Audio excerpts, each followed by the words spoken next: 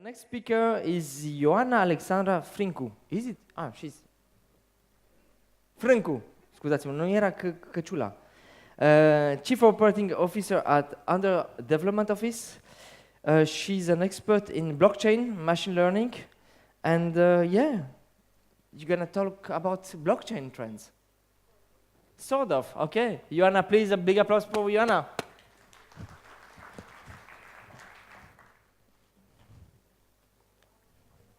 Thanks, Martin.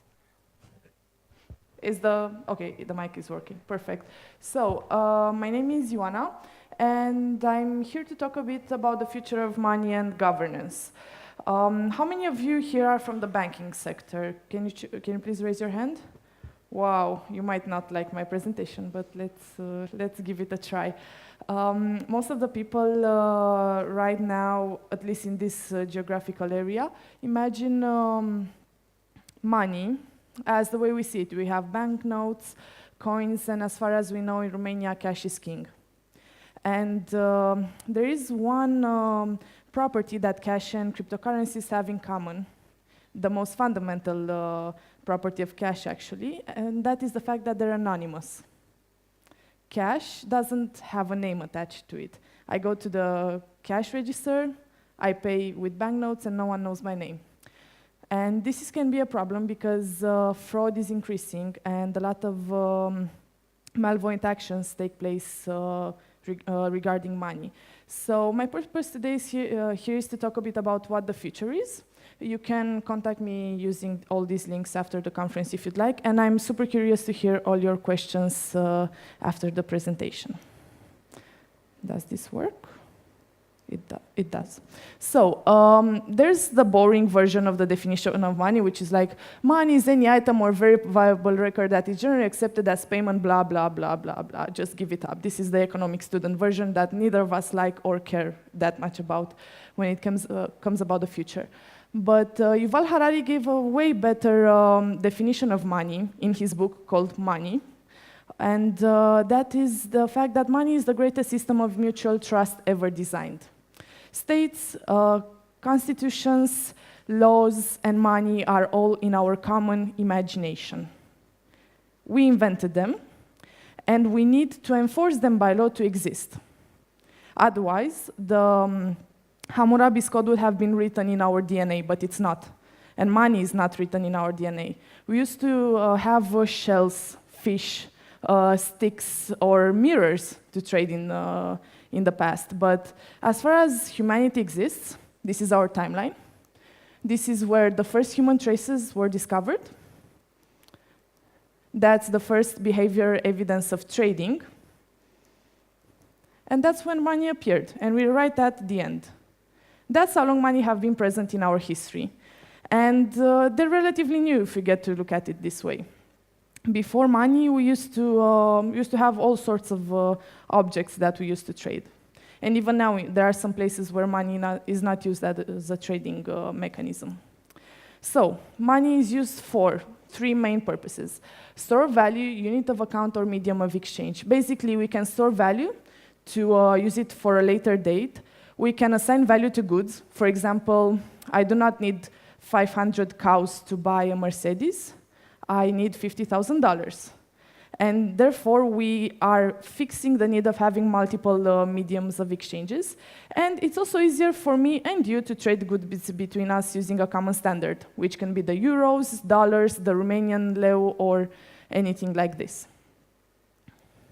But we have used coins and banknotes so far. But what is the future? Is it cryptocurrencies? Is it digital money? Are we going to go back to cash? How does that work? And how are we prepared to face it? Because let's face it, when it comes to bringing technical revolutions, fintechs and banks always look at each other like enemies. Cryptocurrency enthusiasts are against state regulations, and so on and so forth. And right now, every bank's competition is the competition towards zero. All the fees are going down. And the benefits are not the banking services, which have been focused on payments for the majority of banks' existence, but right now banking as a platform is the future. The services are not as valuable as the platforms anymore. This is why Revolut and other companies are winning the game right now. First of all, right now we are facing the end of cash, but that can bring marginalizations of older people and people that are in areas that are hard to reach. And there are very few products that can help these isolated people to gain money and to become, to have access to what they are doing. We have a lot of unbanked people. Then we can see digital payments infrastructures that are becoming cheaper, but they're much more vulnerable to security attacks, and this is why security is a crucial feature for how the future will look like. We see a lot of cashless payments, but regarding to this, actually the payment gesture is disappearing. I'm not sure how many of you actually pay to the Uber driver when you're getting out of the car. You just get out of the car and money get out of your bank account.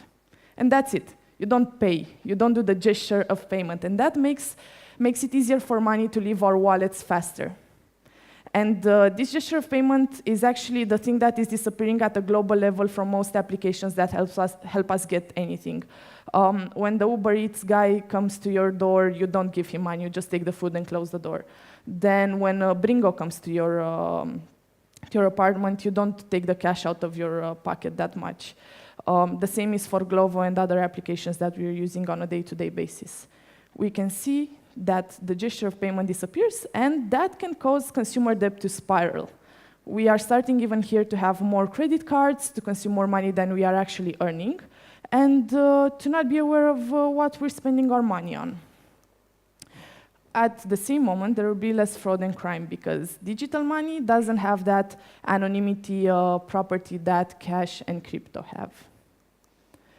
And right now, there's this prediction that cash payments will have completely disappeared in 5 years' time. I doubt that that's the case of Romania, where we are still afraid to pay with our card for our purchases. But I can see that probably in 10 to 15 years, we'll no longer have cash in our wallets. Then we can see a new economic model of consumption, which is peer-to-peer consumption, that is happening right now. And we see a lot of two-sided marketplaces coming up, such as Airbnb, Craigslist, HomeAway, so on and so forth. Here we can see that the social proof is actually the new norm and our new way of purchasing. If we are going to rent an Airbnb, we're going to look for a host with a with a high amount of reviews. If we're going to take an Uber, we're not going to take the guy who has 4.4, we're going to take the guy who has 4.9, and so on and so forth. We are looking at reputation much, much closer. But all of these are happening in the real world, right? They're not happening to crypto. Crypto is much more connected to, let's call them programmable money. And we see a lot of news like the crypto rubla is coming, the crypto krona from the Sweden is appearing, or the crypto euro. And this area of cryptocurrencies, which are basically digital currencies built on a blockchain infrastructure, where blockchain is a peer-to-peer way of creating applications. We are seeing all these cryptocurrencies connected to the dark web, prostitution, murders, or child trafficking and subjects like that. And right now, there are very few blockchain applications in the world that are not connected to crypto. And even when it comes to crypto trading, at least in this country, it is restricted and it's difficult to get your money out from an exchange. Right now, cryptocurrencies were based on transactions. Bitcoin was called the peer-to-peer electronic cash. But then when Ethereum, which is the following platform that appeared after Bitcoin, they define themselves as a platform on which you can develop applications. Basically, we use Ethereum to develop distributed applications that are contract-based. We can create a smart contract, and based on what we define in it, we can see if a condition will happen, if we're gonna execute a transaction. We can define how we see a work done and then do an automatic payment defined by that contract. Basically, we can program our money. We can follow consumer behaviors and decide based on smart contracts whether that milk from the supermarket will order itself or not. And we can go towards mass adoption by allowing smart contracts to become more and more present in our lives. There are a lot of innovation hubs in banks such as Erste, Raiffeisen, and other institutions where they are looking into tokenization of assets, tokenization of money, and towards the way that we can innovate through blockchain. But let's not put an equal sign between blockchain and crypto. Blockchain is much more than cryptocurrencies. At the same time, even if governments might start issuing cryptocurrencies, we see a disempowerment of states and central banks in regards to crypto. We don't need a country to create a coin anymore. We can just program it. I have personally programmed coins that are at over $80 million market cap right now, out of pure nothing, pure air. I've written 200 lines of code, and that's it. Money were there. It's so simple. Money is everything that you want it to be, just as Yuval was saying. It's super important to look into this, because if we are not aware that people are using cryptocurrencies and they are using them especially due to their anonymous nature, we might think that in the future, the only future might still be the actual present that we live in, where the central banks and the state create coins as much as they want. They create units of their currency, and they can say, okay, tonight I'm going to print 1 more million euros. And we don't know if that's a good option. We don't know if the money that are in circulation right now are the amount of money that we believe they are. There's no transparency.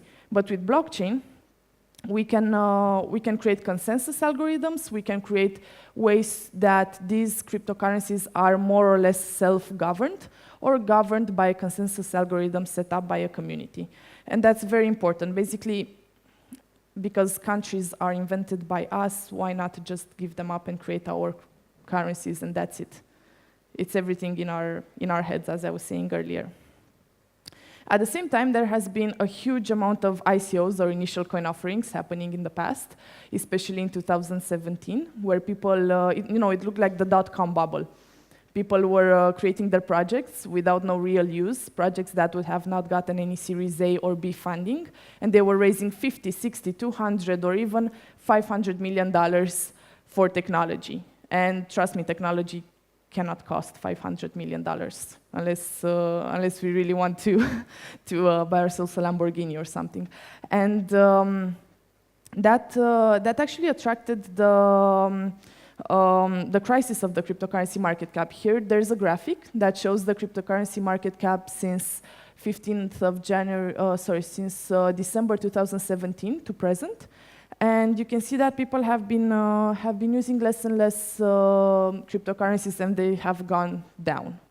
This happened because a lot of people created these ICOs, or the blockchain equivalent of IPOs, and they started selling really aggressively, which took the coins down.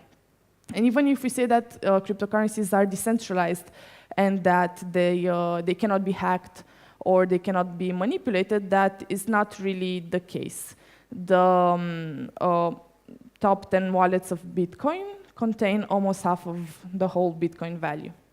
And if those wallets start selling, Bitcoin will just crash. The same happens for Ethereum and other cryptocurrencies. They are not as decentralized as we think they are.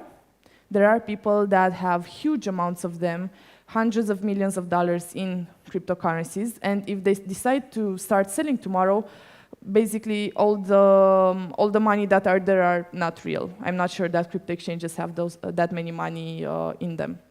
Just as only 6% of the cash, of the money that is actually present in the world today, fiat money, is on paper. The 94% is digital, the rest of the 94%. So if we just start taking our money out of banks at the same time in the whole world, we might just discover that there's no liquidity that can cover all these, because we are reporting ourselves to volumes more or less, especially in the crypto world. And you can make a $1 million volume on an exchange in one day just with $1,000. So that might be quite an issue. But at the same time, we can see that once cryptocurrencies go up, the trading is much more active. The black line there is actually the the trading activity that happened at the whole market level. So here there are all the cryptocurrencies included, not just Bitcoin or Ether or Ripple or stuff like that. And yeah, this is basically what happens when you play with cryptocurrencies and you have a lot of uneducated users, or that's how we called it in engineering. We have a lot of people who do not have an education regarding trading, and they buy or sell based on emotions. And emotions can drive the price up or down really fast, just as fast as the Bucharest Stock Exchange fell last year by 23%, if I'm not mistaken. That happens in the crypto world, but worse. Now, we always see people talking about cryptocurrencies, mass adoption, and banking the unbanked. Banking the unbanked is a super complicated thing to do. And in my opinion, the only application that managed to bank some unbanked people was M-Pesa, that is used in over 10 countries by 30 million people. Anything closer to M-Pesa has not been very efficient, because having a Bitcoin wallet, even if it looks like a memory stick, implies that you have a 12 words password that you need to input in order to access your money, and then you need to sign transactions. And I cannot imagine someone from the countryside who has been studying for like 8 years or less and is uneducated from a risk group trying to buy something with Bitcoin. It's super impossible. I mean, not even I would do that. And right now there has been some discussions on what are the qualities of mainstream cryptocurrencies. So basically, cryptocurrencies that we all could use, that would make sense, and that would lead to that mass adoptions that all the crypto freaks are talking about. And these are to be mathematically complex, but easy for consumers to understand. So we don't want someone to enter a 12 words password to access their money. You know that people forget their internet banking passwords and pins all the time. And I cannot imagine someone remembering all these 12 words or not forgetting them in their wallet. I know someone that had them in their physical wallet, and that's how he lost access to $5 million in crypto. Someone just took the password and they had the address, so they just transferred all the money into a different wallet. People do these kind of things. Then we should have decentralized cryptocurrencies, but with adequate consumer safeguards and protection. It's complicated to take care of someone's money, and this is why this is a highly regulated field. Just as the way that we are buying our medicines, if there were no regulations, we would buy poison, or we would just buy those phytotherapeutical things that would fix us. But when it comes to money, it's even more difficult, because we are very connected to our money. We are obsessed with them. And we are not ready at the moment to hold cryptocurrencies for users in a safe way that would allow them to use them freely. At the same time, we don't know how these cryptocurrencies have circulated so far, so we are not sure if we are taking this kind of money from a drug dealers or a child trafficker. So that also poses some risk. At the same time, if someone mines or buys the cryptocurrencies, this is again something that we do not know for sure. So we are a bit caught between this, because we do not have consumer safeguards and protection in state. And the last important thing is preserving user anonymity without being a conduit for tax evasion, money laundering, and other nefarious activities. If we want to keep cryptocurrencies anonymous, we must make sure that they are not used for illegal activities. Just as much as we are making sure that we are respecting the law when trading digital money, the same should apply to cryptocurrencies. As I said, we don't know if the Bitcoin that I have in my wallet right now have been used by someone on the dark web to commit murder in the past. I have no clue. And I'm not sure how to feel about that. Because if that money has been used for malicious activities, then is the money that I have in my wallet bought from a crypto exchange clean or not? It's a very important question to ask ourselves. And at the same time, if we keep a user's cryptocurrency on our server as a financial institution, and we have access to that 12 words password, which is also called a secret key, Are we actually giving them access to their money, or are we controlling their money? That's another important question to ask ourselves, because ownership in blockchain is based on having that secret key that allows you to access your money. And if they have that secret key, then are we actually holding their money at all? Are we actually keeping them on our servers? Or they're just having the access there and we cannot control how they transact it? That is another very important topic to ask ourselves, especially when we talk about financial institutions. So the paradox here is that the more popular cryptocurrencies become, the more regulation and government scrutiny they are likely to attract, which would erode the fundamental premise for their existence. As I said, the first sentence in the Bitcoin white paper is, Bitcoin is a peer-to-peer electronic cash. So the very basis of its existence is anonymity.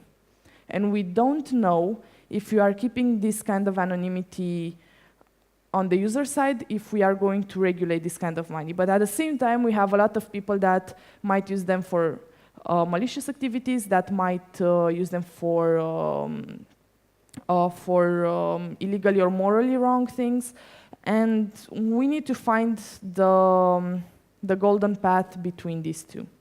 That is very important for us as blockchain experts, as bankers, as fintech experts, or as crypto exchange builders. I guess now we have 9 minutes for questions.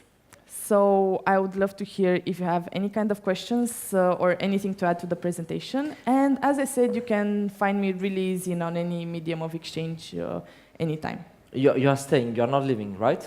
Sorry? You are staying up to the end of the event. I'm staying until 4 p.m. or 4:15. 2 guys in this room you have to talk with, and one will come on stage after the break. So I'm going to do the connection during the break. Yeah. So, question from the room? Okay, good. By the way, I have a question for the room. Who owns crypto? Ah, good, good. A few ones. Good. Who wants to go first? There is someone next to you, right yes? there. I think she should be first. One question from the banking side. Sure. Who will be controlling the monetary base created by this currency, and will be preventing to become a big Venezuela in our world? I'm speaking about inflation and... Well, the way cryptocurrencies are built is that no one actually owns the system, so we have no central point of trust. There is a Genesis block at the beginning of a blockchain that, I'm not sure what's coming from, there's a sound there. There is a Genesis block and a consensus algorithm, and all is mathematically encrypted. So there is no one that actually controls the liquidity of the coin. It's automatically mined, and there are cryptographic equations that are solved by computers in order to create cryptocurrencies. The inflation is built into the cryptocurrency, and it depends on the creator's decision on that. And there are also consensus algorithms which decide how nodes or people who mine that cryptocurrency want it to be updated, increased or decreased. So unlike normal money, if we can call them normal money, the money that we all use to, here there is no one that decides how the liquidity or the supply of the coin will change in time. Mike, please. Try. Okay, answer. You feel confident with this way? Well, I'm comfortable so far. I have a lot of crypto, so I find it good. I mean, thank you. I'm a libertarian, so I'm very focused on giving up on some concepts that govern us right now. Cool. There was one in the back. In the back. Who wanted to ask a question? Next table, I think. I think, huh? It's you? He's on the phone, yeah. You wanted to ask a question, right? Yeah. Why do you have crypto? Why do I have crypto? Yeah.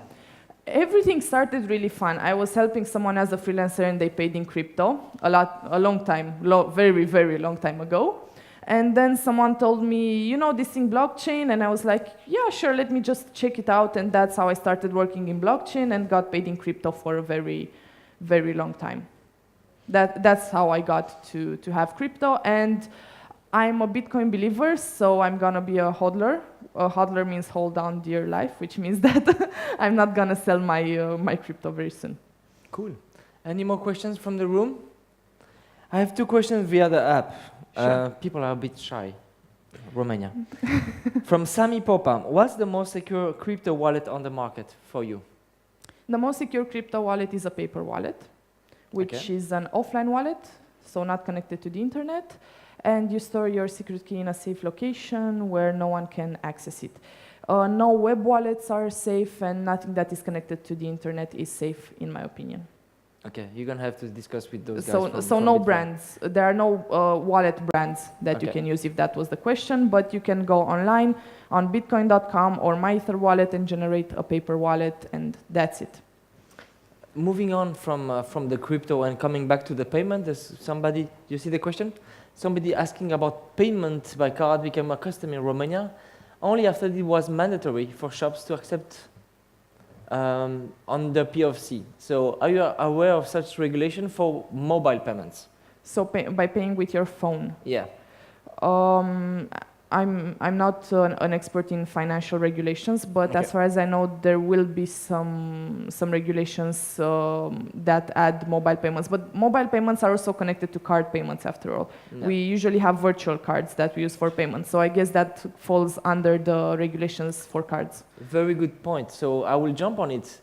When do you see that I'm gonna pay with my bitcoins in shops in Bucharest? Well, if they are using Netopia Mobile Pay, you can pay even now with Bitcoin and Ether, as far as I know, in Romania. Cool. Great. Amazing. Very interesting session. Thank you Guys, so a much. big applause, please. Thank you. Thank you, Ioana.